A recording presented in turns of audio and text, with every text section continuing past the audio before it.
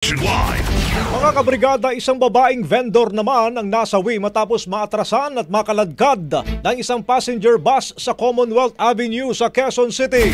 Ayon pa sa investigasyon, ang bus na bumabiyahe mula Alabang patungong Fairview ay nawalan daw ng preno at umatras kung saan tinamaan nito ang mga sasakyan at mga bangketa. Tumigil ang bus nang tumama ito sa isang poste ng footbridge sa dahilan naman ng pagkakaipit ng paa ng biktima sa gulong.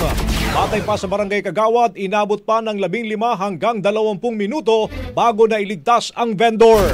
Agad itong dinala sa ospital pero kalaunan ay pumanaw din. Kasalukuyan namang nasa kustodiya ng pulisya ang driver ng bus at posibleng masampahan ng kasong paglabag sa reckless imprudence resulting and homicide at multiple damage to property. Patuloy pa rin ang investigasyon sa nasabing insidente.